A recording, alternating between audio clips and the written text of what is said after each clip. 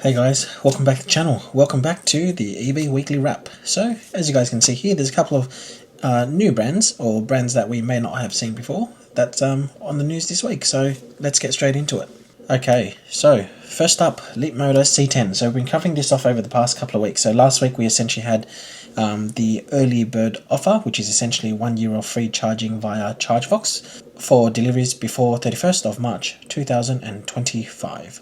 Prices are there, nothing's changed, but the one thing that has changed is we do have confirmation today that Leapmotor will be sold alongside the Jeep brand at dealers. Now, if you're wondering why, this is essentially because it is a Stellantis brand, which essentially owns Jeep, Leapmotor, and Alfa Romeo. So they're going to be distributing and managing the Leapmotor sales and ownership through the Jeep brand, so they'll be sold essentially alongside. So if you see a Jeep dealership in the future or later this year, you'll most likely also see Leapmotor side by side. So yeah, that's it for Leapmotor this week. Okay, let's move on to the next one. Next one here, we've got Windrose. So you probably haven't seen this one or heard of this brand before. So basically, the long story short of it is Windrose is an electric vehicle company. So some of the comments or statements I've seen around this. So Chinese electric long-haul truck has undertaken a test run up the Hume Highway from Melbourne to Sydney over the weekend, where its manufacturer has claimed they have broken a record. So the record we're talking about is the biggest charge or the longest charge in one session. So 150 minutes you can see over here, which is pretty much 2.5 hours. Just over 500 kilowatt hours worth of charging. So it says here, Windrose Technologies. So it's an electric long-haul truck startup company which plans to soon begin commercial production of its flagship model, which has undergone on-road testing in China, Europe, US, and now Australia. So it features 729 kilowatt hour battery, 800 volt architecture, supposedly more than 670 kilometers worth of range, 49 tons. When loaded. So yeah, like I'm not a truck person. Those weights sound crazy big, but I guess in comparison to other trucks, I don't know how that weighs up. So guys, if you are an expert in the truck field, please enlighten us and educate us on what that actually means. Are those weights, is that supposed to be extremely heavy? How does it compare to, I guess, a normal ICE equivalent or a diesel equivalent? Keen to get your thoughts, but I thought that was pretty interesting. And yeah, if you punch that into, I think, YouTube or on even LinkedIn, you should be able to see a video of that truck rolling down the highway. So yeah, once we hear more, I'll make sure we cover it and we'll bring the news to you guys.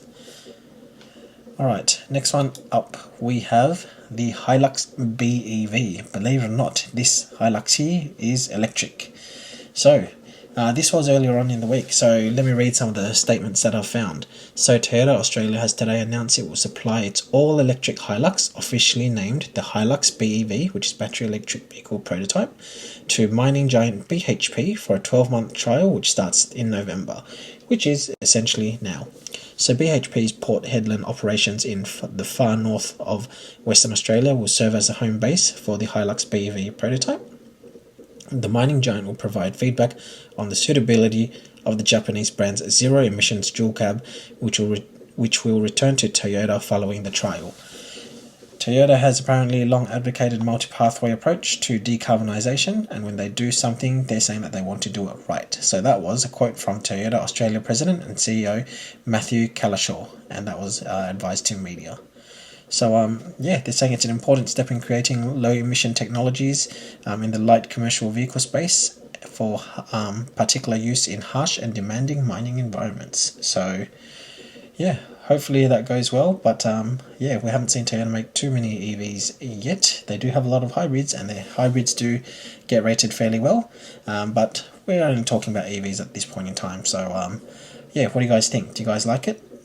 I think it looks like your typical Hilux. Not much more, with the exception to, I guess, the charge port that you see on the side over here and then over here. But yeah, that's it for the Hilux. Now, let's jump on to something else that I've actually spoken about before. It is the Tembo Tusker. So remember, this was the electric ute. This was supposed to be called the first electric ute in Australia. Now, I don't know how long one of these cars has been here, and if it technically is the first Australian ute or electric ute, because we've also got the Lightning, the Ford Lightning, but again, that's been converted, so I don't know how people compare. Is it that it has to be sold locally here with no conversions, or is it converted and then it doesn't count as the first electric ute? I don't know. Either way, these guys did say this was supposed to be the first electric ute for Australia. Now, previously, the update that I gave you guys was that dual cab 75k plus GST plus honorary costs, single cab 74k plus GST plus honorary costs. They're saying there's 2 and 4 wheel drive variants, battery sizes ranging from 66 kilowatt hours to 77 kilowatts hours, and up to 400 kilometers on a single charge, which with a guaranteed future value program. What's the update, you may ask? So the update is on the next slide. It has been ADR approved. So you can see here, here is the dual cab on the left hand side, then we've got the right hand side which is single cab. Oddly enough, the pictures don't line up. They've used the same pictures for both, but you can see that there's, I guess, some of the information here. The key differences between both obviously is the number of doors, 2 on the single cab, 4 doors on the dual cab. It does confirm that in terms of power, 130 kilowatts, and it does say that it's just a single motor. So I haven't seen any other information, but it looks like single motor in the rear, 130 kilowatts worth of power, and we do have the dual cab and the single cab ADR approved. So yeah, that's another ute. There you go. Okay, let's keep moving on. We've got a brand that we potentially have not heard of or seen much of lately, and it is a new brand that's going to be entering the Australian market again, and yes, it is probably a Model Y type competitor, so let's go. So this is the Skywell ET5, otherwise also, in terms of other various names, EVA5 or EVA5, also the BE11. So front wheel drive, 150 kilowatts of power, 320 newton meters torque, 0 to 100 in 7.9 seconds. 2 battery choices, a 72 and 86 kilowatt hour battery. It is LFP, and you've got roughly 400 to 490 kilometers of range. So this car supposedly is coming soon. It's going to be due in Australia in the first quarter of 2025. So realistically, we've just started November now, so it's probably 2.5-3 months away. They're saying here it is being imported by Brisbane-based firm EV Automotive, which is an Australian company with 5 years of experience importing Skywell vans. So whilst in the general motoring space, we haven't seen the Skywell brand, in the van space or commercial space, you may potentially already be quite familiar with that brand. And the other key note is this bottom bit down here. EV Automotive is outsourcing servicing of its vehicles to My Car, which was formerly called Kmart Tire & Auto, while it establishes itself locally, leaning on the firm's wide-ranging locations in Australia. So there you go, another new Model Y competitor that's coming, that's just a couple of months away. What do you guys think of the design? I don't know how I feel yet. I'll probably have to have a look at it again in a week or two at least and see what I think. And I'm also very keen to see how do the tail lights look when they're lit up at night, because I usually like a good light bar across the back, or at least some nice pixels or nice shapes and whatnot. So yeah, very keen to see what that's going to look like. Alright, let's keep moving on. Xiaomi SU7 Ultra. It was in the news last week. We've covered it before. It's in the news this week again. So last week we said you could pretty much pre-order it in China, and those were the prices there. During the week, they have set a lap record, becoming the fastest 4-door car in Nurburgring history. So roughly 6 minutes 46, just under 6 minutes 47. What does that mean? So let me show you in a moment what that essentially means in terms of comparison. But they're saying here, overall, Rimac Hypercar will hold the Nurburgring record for production EVs. Xiaomi isn't declaring its attempt, which essentially means that there's potentially components in the car, such as tyres, roll cage, which means it's ineligible for the title. Now, if you watch the video, just punch it into YouTube, you will see that it definitely has a roll cage in there, and it does look quite bare bones. Nonetheless, it is an amazing time. So remember, 6 minutes 46 is the time we're looking at. So let's jump onto the next slide and I'll show you guys the comparison. So the top section here is fastest prototypes and hypercars. Then you've got fastest production cars, i.e. road cars. So 646 you can see number 4 over here. Lotus and Volkswagen ID, these two, so number 2 and number 3 are EVs. Number 1 is a hybrid, and number 5 I believe is an EV as well.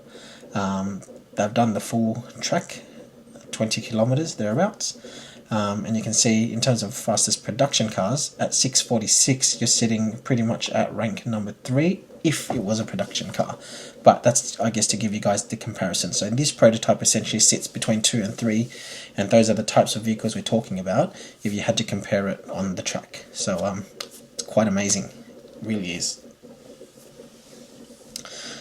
And also considering that Xiaomi 12 months ago wasn't really making cars, so they've got cars that are selling like hotcakes now.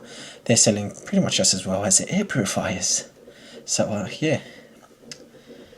Alright, that's it for the Xiaomi SU7 Ultra. So let's move on to the next one, the Hyundai IONIQ 9. Now, we have seen multiple pictures camouflage. We'll cover this quite a fair bit. And basically earlier on in the week, Hyundai released this picture down the bottom here as a kind of silhouette. And they've also released this picture. So these two pictures as teasers, saying that it's coming in November. So we already know there's been plenty of, I guess, leaked pictures or I guess renders of what it looks like, and it actually seems fairly accurate to look something like this. The bit that we're not 100% sure on yet is, could this potentially be a 6 or a 7-seater car, or even 8? Most likely 6 or a 7 if it was, I guess, this SUV type shape, but yeah, I can't see any door handles over here, so I'm also very keen to see what the final car looks like and how you could potentially open the doors, because I can't see any cutouts as well on this picture here, nor can I see it up here. But yeah, coming in November. It's November right now, so it's going to be really, really soon. So keep your eyes out, and I'll cover this more in the coming weeks. Okay. Cadillac LYRIQ. What's the update this week? This week, you guys may have seen, and if you haven't seen, I'll put a link up at the top for you guys. I had the opportunity to go and participate or be part of the Australian first Cadillac Experience Centre. So this is out in Rosebery.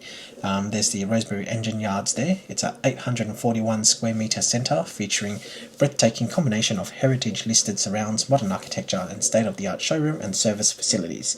Also, if you love ice cream, right next door there is a Gelato Messina. So yeah, it pretty much opens, when is it? It opens, I think it's next week actually. That it opens next Thursday, I think it was, off the top of my head. So yeah, make sure you guys go down, go check it out. It looks pretty cool. Everyone knows the Cadillac brand, and it's great to see that this brand's coming to Australia. And the good thing as well is, this time around, Cadillac have actually said that the Cadillac brand coming into Australia is going to be EV only. And just as a reminder, if you guys are interested in LYRIQ, this is essentially what you get as a part of the deal. So you can see up the top here on the top left, LYRIQ comes with a standard charging cable and 1 year complimentary public charging. You can choose an additional 2 years or get a home charger included. So that's basically saying potentially 3 years, if not longer, of your charging completely taken care of as a part of owning this car. I've got long warranty and charger included or public charging. Up to you guys, depending on where you live. If you live in apartments, then potentially the subscription is obviously going to work better, and it's also with the ChargeHawks network, so it's absolutely massive, and you guys know that you'll get taken care of and hassle free. So yeah, I think that's a pretty good deal realistically, and for a car that's about $123,000 drive away as a luxury 5-seater, it's probably got the BMW iX, which is, I guess, more than that, $140,000 as a comparison. And I think the other thing to take into consideration is everyone knows the brand Cadillac, so yeah, either way, really looking forward to potentially driving this car one day, so keep you guys posted when we hear more, but that's essentially the deal that you guys can get. Now, the other piece of news that was announced this week at the same time was the Cadillac LYRIQ V. Now, for the ones that don't know or aren't too familiar with it, the V is essentially the performance brand, or the performance badge of Cadillac. So you can see here, this is the first electric SUV to earn the V Series badge. So you can clearly see that there's definitely bigger brakes over here. It does look like it's got, I guess, a bit of a side skirt over here, and potentially a bit of a different front lip, or just a section that kind of protrudes down here. I'm sure there's probably more bits that I've potentially missed, but that thing looks good. That thing definitely looks good, and yeah, very keen to see how much power it's going to put and all of the other stuff, especially the 0 to 100. If they're going to say that this is going to get the V badge, it's definitely going to have a good 0 to 100, or it's got to have a good 0 to 100 time. And they're saying this is going to come in 2026, so don't hold out for it anytime soon. 2026, and I don't know if 2026 is in Australia or it's 2026 worldwide, which means that it potentially goes to America first, because this car is built in the US. So yeah, that's Cadillac. Alright, let's move on to the next one, Genesis Magma. So the only update that we have for the Genesis Magma is the Magma high performance range will launch with the GV6 Magma in early 2026. So you know what that means? That means this brand, this series, the car, it's coming to Australia, guys. Another wild SUV. And remember, this is basically a IONIQ 5N. IONIQ 5N's brother. Except it looks even more wild, and it looks pretty cool. And I really hope that the wheels look like that. Yeah, I guess personal preference. Some people might think this is the ugliest car in the world, and you're totally okay to think that. But my personal opinion, I think this car looks absolutely amazing. And you can see some of the other Magma lineups. I don't know what the concept name for this first one here is, but the other three are definitely production cars, and they are most likely going to get built sometime in the future. Nothing confirmed yet. The only thing confirmed they're saying at this point in time is the Magma range will definitely go into production, and they are going to be starting with the GV6D Magma in early 2026, so watch this space. Okay, BYD Seagull or Dolphin Mini. So, got a quote here from a Drive article. There are plans for smaller vehicles below, such as this Seagull or Dolphin Mini. So, some specs of this car. LFP battery, 38.88 kilowatt hour capacity, claimed 405 k's of driving under Chinese CLTC standards, which means you could get at least 300 or thereabouts. And it's 3.78 meters long, and it's shorter than a Suzuki Swift or Toyota Yaris, but longer than a Kia Picanto. So that kind of gives you guys the idea of how big the car or how small the car actually is. So I think it's going to be a very compelling car if they get the price right. And the reason why I say that is it's going to be a good size, great size to get around the city. It's going to be easy to park. Then in the suburbs, it's going to be easy to drive around if you're going shopping. It's also going to be easy to say drive to the train station to park your car there. You don't need massive spots, don't have to worry about door dings and whatnot. And yeah, I think it's a pretty cool looking car. What do you guys think? I'm not too sure how I feel about this highlighter colour. Now maybe this is just a tinge, maybe it's just concept, but yeah, I would not want to be driving such a bright car. At least my personal preference. But yeah, what do you guys think? Do you guys, is that something you guys would buy? Are you holding out for a really small EV? And do you like the BYD Seagull in terms of the shape? Kind of in a way reminds me of what one of those smart hatchbacks used to look like, but yeah, a bit funkier. Okay, anyway, I digress. Let's move on. We've now got some social media updates. So I saw today Tesla announced that there's a $3,000 novated lease incentive available on Model 3 and Model Y in Australia. Ends 20th December 2024. Obviously, they're trying to push sales a bit further for end of actual year sales to work out when they close the quarter how many sales they're going to hit. So obviously, that's going to do a fair bit, right? So don't forget, we've got so much competition, both Model 3 and Model Y. So many cars that are coming that are Model Y competitors as well. And hopefully this $3,000 will push a lot of people over the line. Now, the flip side is, there's also so many rumours about the new Model Y coming. Would I personally buy a Model Y if I was going to do a novated lease to save $3,000, or would I hold off? My personal opinion, I would hold off, because the rumours are increasing. And we know it's coming. It's got to be coming. It's what happened to the Model 3. It's definitely going to happen to the Model Y. And it just feels like it's coming really close. Okay, and that's all the news for the Tesla Model 3 and Model Y. Let's jump over to the right hand side for the Tesla Powerwall 3.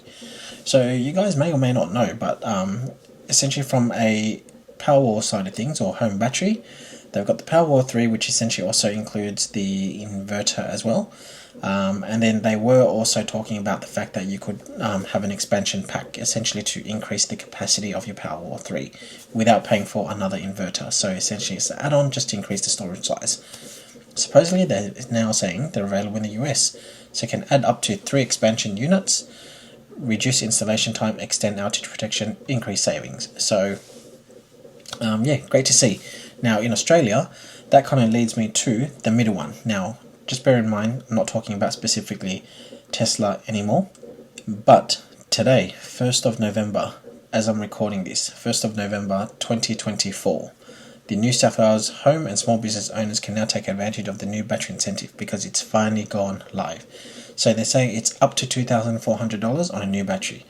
Now, how this works, this essentially, it's sort of like how solar works. There's STCs that you can purchase, or that do offset the actual price, and that means that you get it discounted. So similar concept, there's calculations in the back end that you can do based on the size of the battery that you want to get, and that equates to a certain dollar figure up to $2,400.